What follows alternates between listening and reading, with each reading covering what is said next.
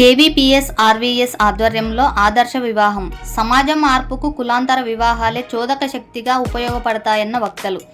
సమాజ మార్పుకు కులాంతర వివాహాలే చోదక శక్తిగా ఉపయోగపడతాయని, నిచ్చెన మెట్ల లాంటి భారత కుల వ్యవస్థను బద్దలు కొట్టాల్సిన బాధ్యత ప్రతి పౌరుడిపైన ఉందని ఆదర్శ వివాహానికి హాజరైన అతిథులు తెలియజేశారు.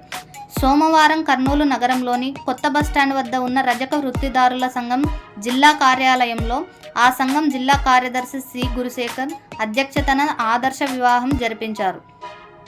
కర్నూలు నగరం కృష్ణారెడ్డి నగర్కు చెందిన చాకలి వినయ్, నంద్యాల జిల్లా డోన్ మండలం ధర్మవరం గ్రామానికి చెందిన రాచపోగుల ఎరీషాలతో సాంప్రదాయ ఆచారాలకు భిన్నంగా ఆదర్శ వివాహానికి సంబంధించిన ప్రమాణ పత్రాలను కేవీపీఎస్ జిల్లా ప్రధాన కార్యదర్శి ఎండి ఆనంద్ బాబు గారితో చదివించి దండలు మార్పించి పెళ్లి తంతు కార్యక్రమాన్ని నిర్వహించారు.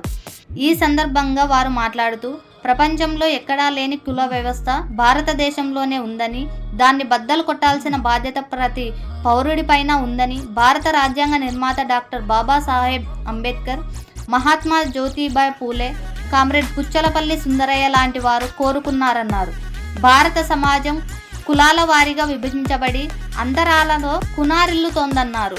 ఈ అంతరాల దొంతరలను తొలగించేందుకు కంచం పొత్తు మంచం పొత్తే దోహదపడతాయని కోరుకున్న అంబేద్కర్ ఆశయాలను నెరవేర్చడంలో భాగంగా ఆదర్శ వివాహం చేసుకుంటున్న నూతన దంపతులకు కులాన్ని అధిగమించి తమ పిల్లలకు ఆదర్శ వివాహం జరుపుతున్న తల్లిదండ్రులకు అభినందనలను, శుభాకాంక్షలు తెలియజేశారు.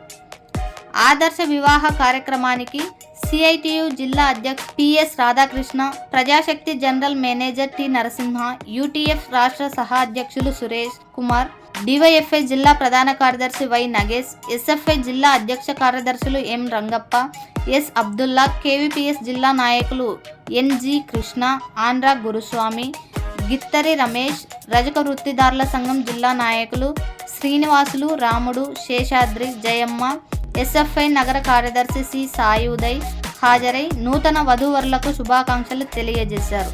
కార్యక్రమంలో పెళ్లి కుమారుడు వినయ్ తల్లిదండ్రులు ఉరుకుందమ్మ తిప్పన్న, అన్న వీరేష్, పెళ్లి కుమార్తె ఎరీషా తల్లిదండ్రులు దీవమ్మ, క్రిస్టఫర్, మేనమామ లక్ష్మణ్ కుమార్, తాత బజారయ్య, పెద్దలు మద్దిలేటి రవిశంకర్ తదితరులు పాల్గొన్నారు.